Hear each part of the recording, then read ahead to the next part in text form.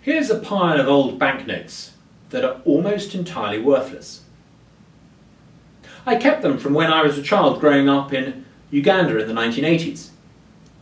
Back then, the currency had lost so much value, you needed literally great big blocks of the stuff just to go out and buy anything. Uganda back then had such poor leadership, they genuinely believed that printing more money was the way to make the country rich. Can you imagine being governed by people who believe that printing more money is the way to produce more prosperity? Tragically, it's not just Uganda in the 1980s where these daft ideas seem to prevail. Throughout the Western world today, we see central bankers who believe that printing more money is the route to prosperity. Now, they'll tell you that rising prices are caused by disrupted supply chains because of COVID, or they'll say it's because of the Ukraine war. Those are just excuses. The real reason why we see rising prices is because we have a Fed that prints too much money.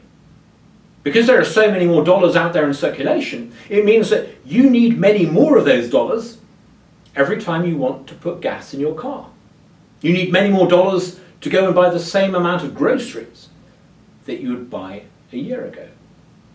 It's the creation of all this new money that has devalued the money that you happen to have. When the government prints more money, they don't pay the price for it. You pay the price for it. You pay the price for it with higher costs.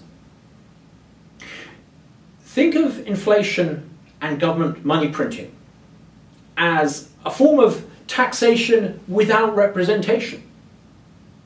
The manipulation of the money supply allows governments to take wealth from you and transfer it to them. Rising prices in America and Europe today are a consequence of bad public policy. When Ronald Reagan first became president, he understood this. He appointed people to the Fed who got control of inflation by limiting the creation of new money. We need a return to that kind of common sense.